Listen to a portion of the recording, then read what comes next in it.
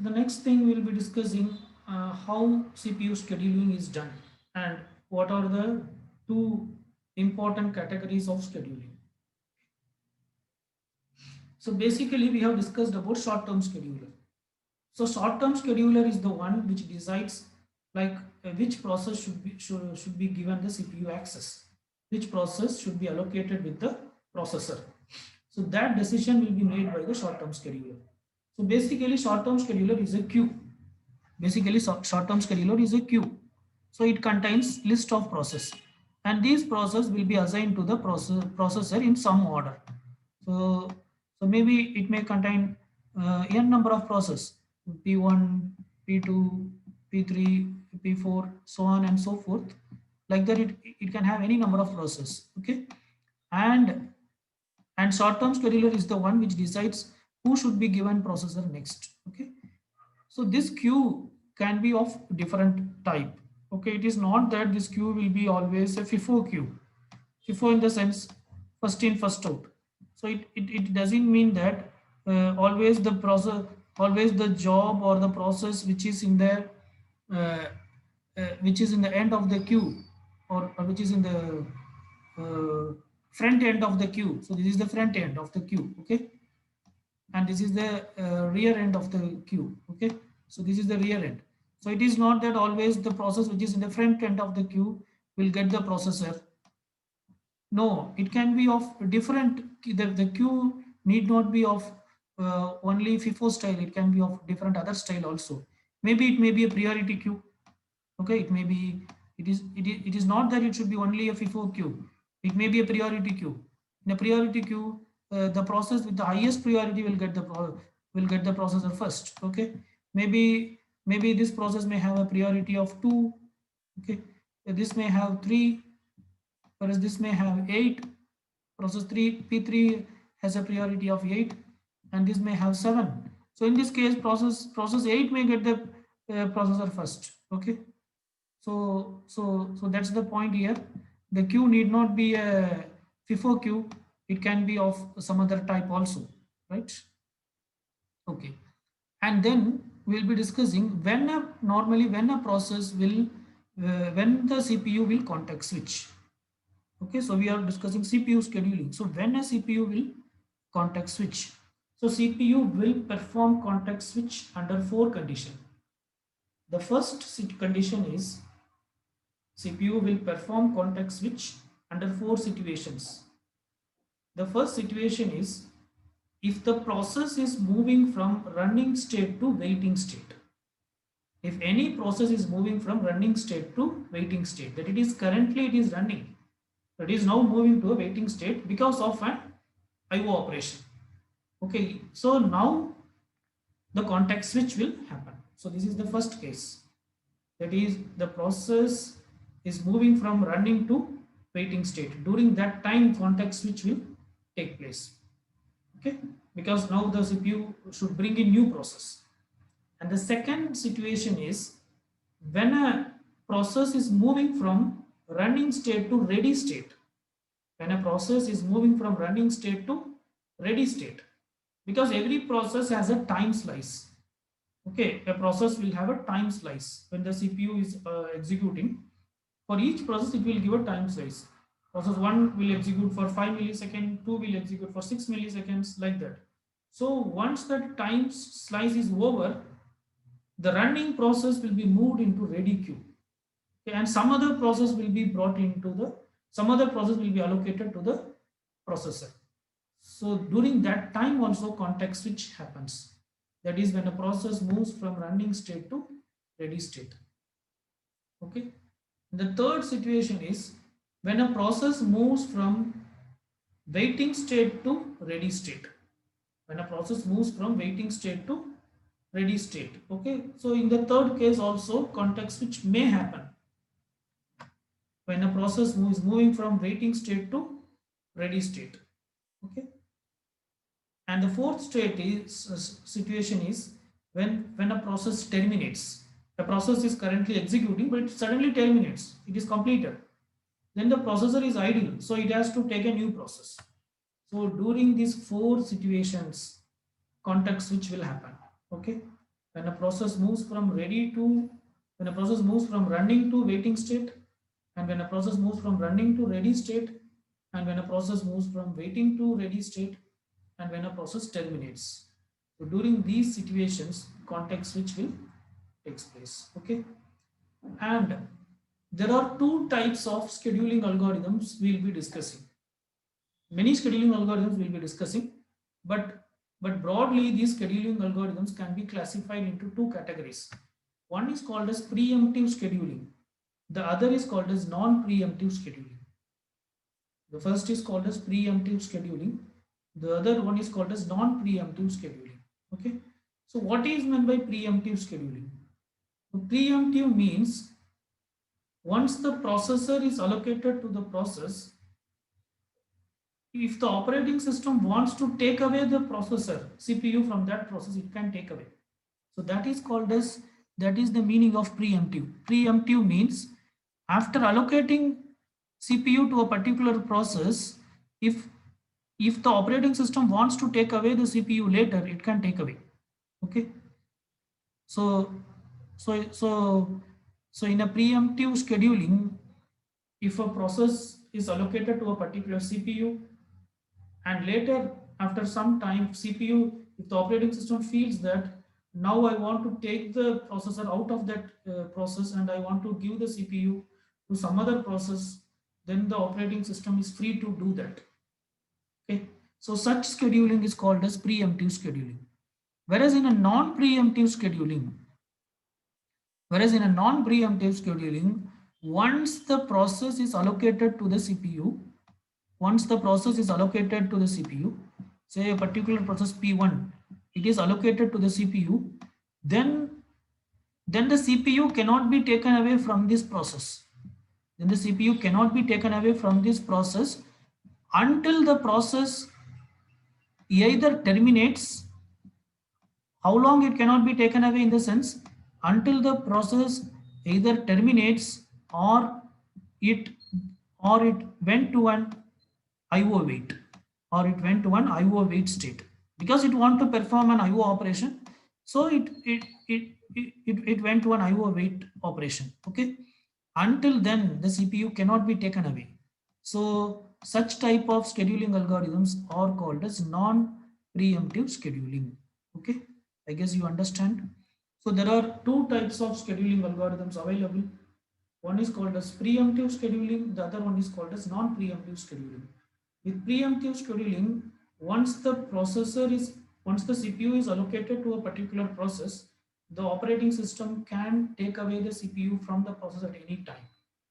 Whereas in non-preemptive scheduling, after allocating the CPU to a particular process, the CPU cannot be taken away until the particular process either terminates or it get into an IO wait state. Okay. So here, you can say that uh, case 1 case 1 and case 4 are non-preemptive scheduling. Okay. So that is the processor CPU is switching from, the context switch is happening only when the process is moving from running to wait state. Okay, that is the context switch can happen only in these two situations. That is, the process is moving either from running state to IO wait state, or the process itself terminates. So these two are examples of non-preemptive scheduling. These two are examples of non-preemptive scheduling. Okay. So this number one, the point 1 and point 4, these are the cases of non-preemptive scheduling. Okay. So this is what preemptive and non-preemptive means. So all other cases of scheduling is preemptive. Okay. But if you take in today's situation, most of the operating system, it uses preemptive scheduling. The original version of Windows 3.1, it uses non-preemptive scheduling. But after that, from Windows 95 onwards, it is using, Windows operating system is using preemptive scheduling. So as of the current scenario, if you take any typical operating system, it follows preemptive scheduling. But there are certain issues with preemptive scheduling. So basically, what is preemptive scheduling? Preemptive scheduling means once the process is allocated to the CPU cannot be taken away by the operating system until and otherwise the process get into a wait state or it terminates. Okay. So whereas in a preemptive scheduling, the operating system can take away the CPU at any time from the process. Okay, but there are certain issues in that. Let us try to understand what are the issues. The first issue is with the issue of shared data. The first issue is with the issue of shared data. So this problem is called as race condition. This problem is called as race condition. So what do you mean by race condition? So what is meant by race condition? So race condition means, so the first problem is with the shared data. So this can also be called as race condition. So how we define race condition? Race condition in the sense, assume that currently in the ready queue, there is only one process P2 is waiting. P2 is waiting in the ready queue and CPU is allocated to a particular process called as P1. Okay, CPU is currently executing a particular process and that process is called as P1. Okay, that process is called as P1. And let us say that P1 and P2 are using a shared memory. That is, P1 can also access this and P2 can also access this shared memory when it got the CPU. Currently it is not accessing because currently it is in the ready queue. Okay, it is in the ready queue waiting for the CPU. And this shared memory this shared content is shared by both P1 and P2. Okay. Now it is a preemptive scheduling. Preemptive scheduling means operating system can take the CPU away from the process at any time. So let us assume there is a variable X and let us assume that this particular process is currently updating this X. It is updating this X and the updation is not completed. It is in the process of updating the X. And by that time, operating system preempts. By that time, operating system preempts. Okay, preempts means what? It takes away the CPU from the process P1. It takes away the CPU from the process P1. So this write operation is incomplete. Whatever P1 is performing the write operation, now the CPU was taken away. So and it has not completed that particular task. So this is an incomplete and inconsistent task. So this becomes an incomplete and a inconsistent task. Okay. So later assume that the processor was given to P2. The processor was taken away from P1 and it is now given to P2 and P1 is in the waiting state. Now P2 is accessing this shared memory and it tries to read the X and it finds that the value of X is inconsistent. The value of X is inconsistent. That is, it is not in the correct format or it is corrupted. Okay. So this issue is called as race condition. So this issue is called as race condition. So how can we put up race condition?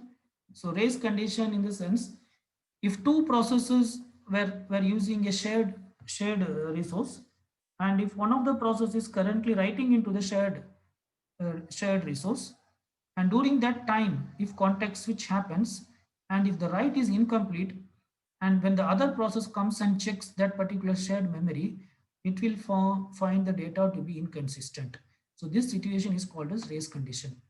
How to deal with race condition or how to overcome this problem, that we will be discussing later. But this issue may happen with respect to preemptive scheduling. Okay. Similarly, there is another problem with preemptive scheduling is, so we know that there are two types of process. One is user process, the other one is kernel process. User process are the one which are created by the user program, and the kernel process are the one which are created by the operating system. Okay. So both user process and kernel process were executed by the CPU, that is the processor, right? Okay, now, so we are discussing the issues with issues with preemptive scheduling. Now let us assume that CPU is currently executing some kernel process. CPU is currently executing some kernel process. Let us call it as K1. It is CPU is allocated to a kernel process, and the name of the kernel process is K1. And what this process is doing, say it is doing very important task. It is maintaining some data structure, a queue data structure. It is either creating a queue data structure for a particular process, or it is updating that data structure, or it is reinitializing this, some very crucial task it is doing. Let us assume this particular kernel processes, and during that time, say say the operating system context switched.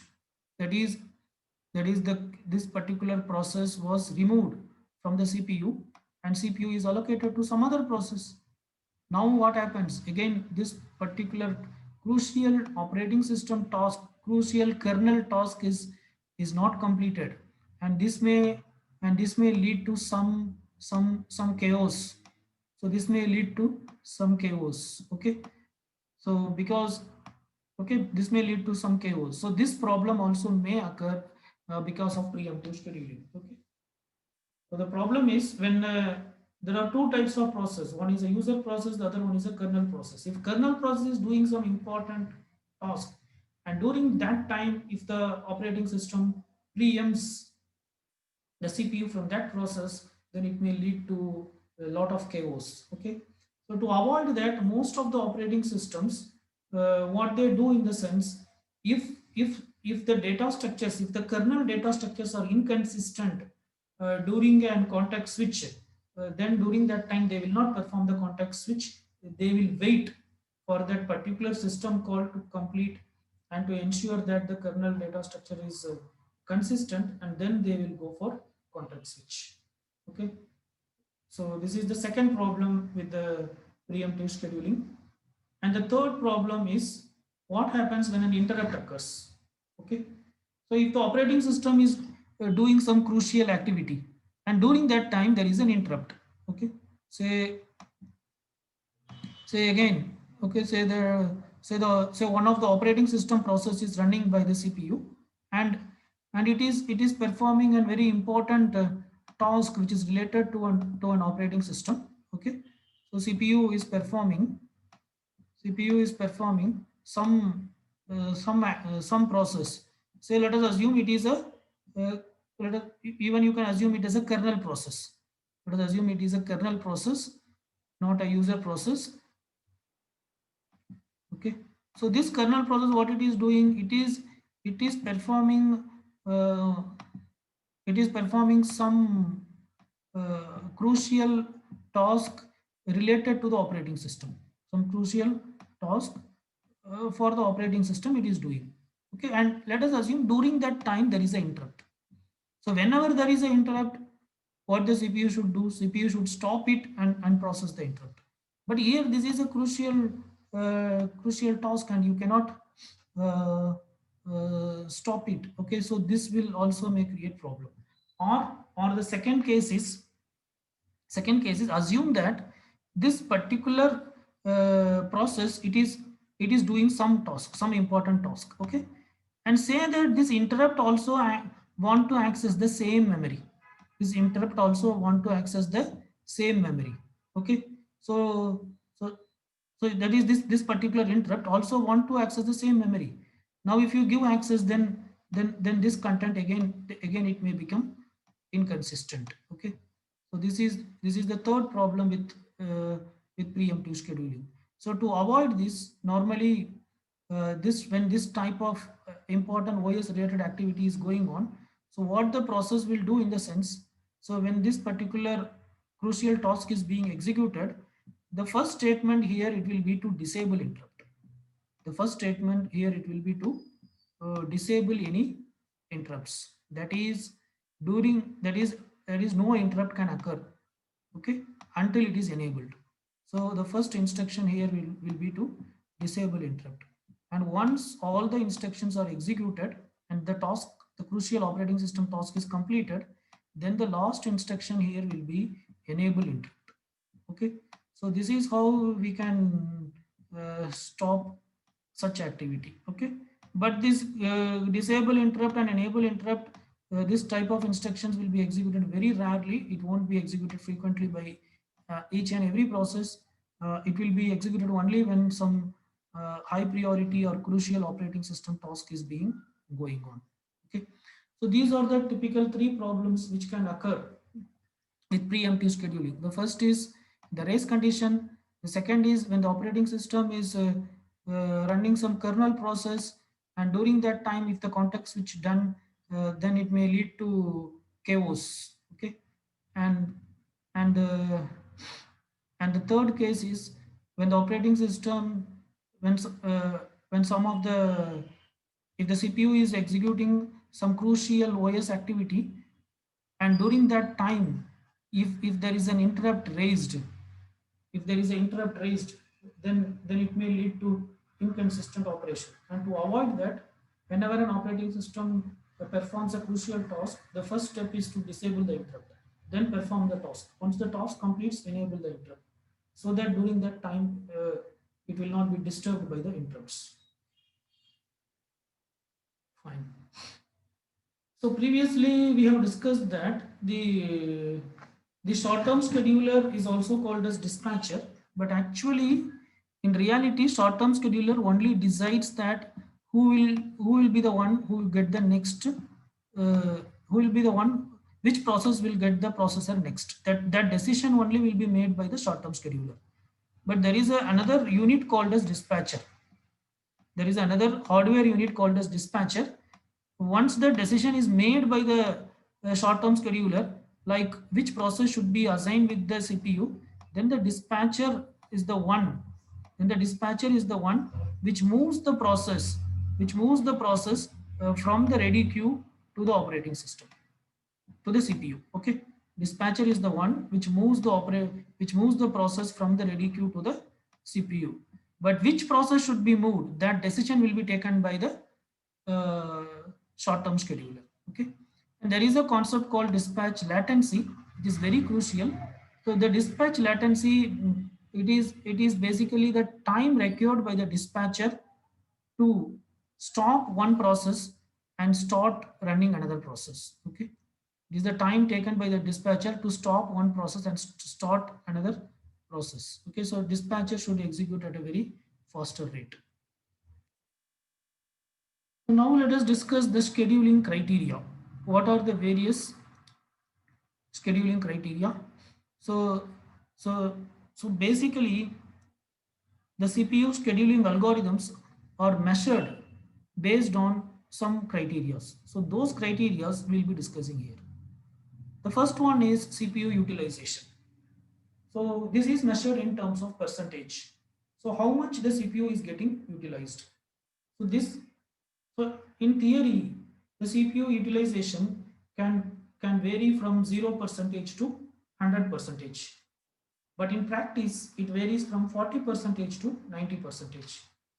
When the system is lightly loaded, it will be around 40%. And when the system is heavily loaded with many processes, it will be around 90%. Okay, this is CPU utilization. It's one of the criteria to measure the performance of the scheduling algorithm. The second is throughput. So throughput, basically it defines the throughput is defined as the amount of work done per unit time. Amount of work done per unit time. So here it is defined as the number of processes completed per unit time. So under CPU scheduling, throughput is defined as the number of processes completed per unit time. So if it is a longer process, it may be like number of processes completed per hour. If it is a small processes, then it may be like number of processes completed per second. Okay, so that is the throughput. The third is turnaround time. So turnaround time is the time duration. Turnaround time is the time duration between the submission of the job to the completion of the job. So it is the entire time duration between the completion of the job and submission of the job and completion of the job.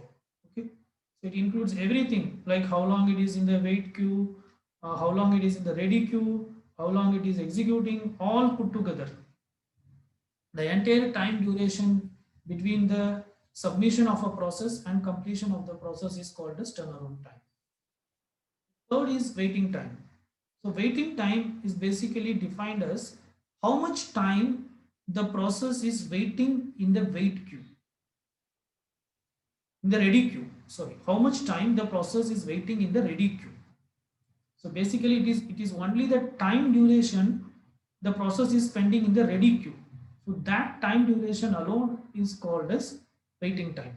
Okay, because see process normally where and all it spends time. It spends time either in executing, that is the process is running, or it spends time waiting for IO when an IO operation is performing, or it spends time in the ready queue.